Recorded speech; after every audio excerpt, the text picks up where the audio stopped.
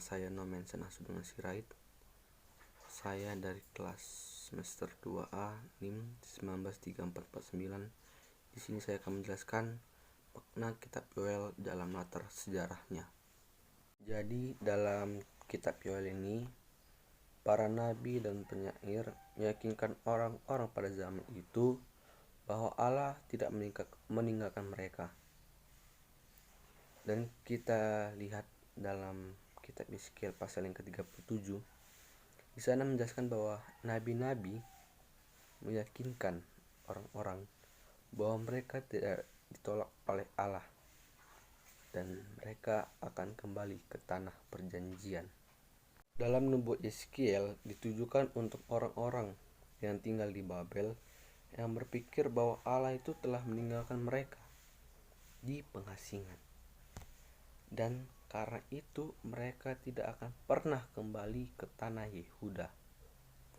Dan juga ketika kita melihat di Deutero Yesaya, di sana juga menjelaskan atau bisa dikatakan ditujukan pada orang-orang setelah penghancuran kuil atau orang-orang buangan dan sebelum kembali dari pengasingan pada tahun 538 sebelum Masehi.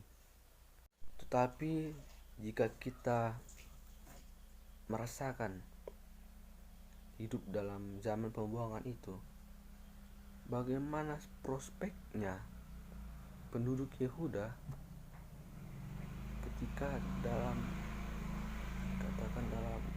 masa kehancuran, bagaimana mereka bisa memahami hubungan perjanjian mereka dengan Allah setelah kehancuran? Apakah mereka kembali kepada Allah, meminta pertolongan kepada Allah, atau mereka akan meninggalkan Allah seutuhnya setelah kehancuran? Untuk menjawab pertanyaan-pertanyaan tadi, di sini terdapat dua sumber Alkitab yang menjelaskan apa yang mereka lakukan setelah zaman pembuangan itu, yaitu adalah kitab Ratapan dan kitab Yoel. Karena kita membahas tentang kitab Yoel, maka kita akan membahas kitab Yoel dan bagaimana kehidupan orang-orang pada zaman itu setelah pembuangan, setelah kehancuran. Jika kita melihat dalam kitab Yoel pasal 1 ayat 1-8, di sana menjelaskan apa yang dirasakan sebagai manusia, mewakili semua orang-orang menyesali nasib pahitnya setelah kehancuran pada tahun 587 sebelum Masehi. Di dalam kitab Yoel itu, manusia itu digambarkan kondisinya sebagai akibat dari kondisi yang dibuat oleh murka Allah.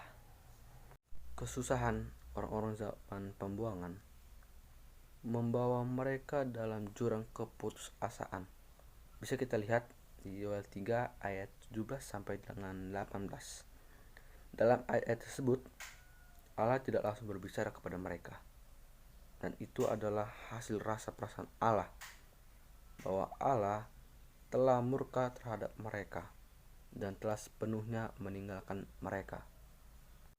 Manusia pada zaman itu memiliki perasaan bahwa mereka tidak dapat lagi berdoa kepada Allah. Ini adalah ungkapan yang sangat jelas yang menggambarkan tentang manusia pada zaman pembuangan pada zaman itu. Tetapi yang kita tidak duga bahwa orang-orang zaman pembuangan itu tidak henti-hentinya berdoa kepada Allah, meminta pertolongan kepada Allah. Mereka tidak sepenuhnya juga meninggalkan Allah. Mereka masih membutuhkan Allah dalam kehidupan mereka dan berdoa di bait suci. Bisa kita lihat di Yoel 1 ayat 13, Yoel 2 ayat 1 dan 15 sampai dengan 16. Karena mereka tadi berdoa di bait suci, Berarti betapa pentingnya bait suci sebagai tempat untuk berdoa dan tidak hanya untuk memberikan tempat persembahan korban. Dan fungsi dari bait suci juga kita bisa lihat di Yesaya 56 ayat 7. Dalam kitab Yoel ini berusaha menumbuhkan konsep bahwa ada manfaat bagi orang-orang Yehuda ketika mereka berdoa meminta pertolongan kepada Allah, bahkan setelah mereka mengalami kehancuran. Kitab Yoel di sini menekankan daerah bait suci sebagai tempat untuk mereka berdoa, untuk mereka dekat lagi kepada Tuhan. Kita sekarang dapat memahami dilema teologis yang dialami oleh masyarakat pada zaman itu. Dengan tidak adanya kuil, mereka berpikir bahwa mereka tidak lagi bisa dekat lagi kepada Tuhan. Dan kitab Yoel di sini berusaha meyakinkan orang-orang pada zaman itu dan membuat mereka sadar bahwa identitas agama dan nasional mereka tidak hilang ketika mereka mengalami kehancuran.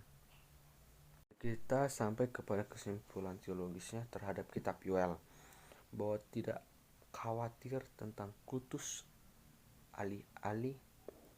Kitab Yoel berpendapat bahwa perjanjian dengan Allah dapat terus ada, berbeda dengan orang-orang yang berpikir bahwa kehancuran kuil-kuil tersebut, bahwa mereka akan tidak dapat lagi meminta doa kepada Allah. Dan Yoel di sini berupaya memberikan penjelasan, membangun kesinambungan ikatan antara orang-orang dengan Allah. Demikian presentasi saya tentang kitab Yoel dan konsep sejarahnya. Terima kasih, semoga bermanfaat. Shalom.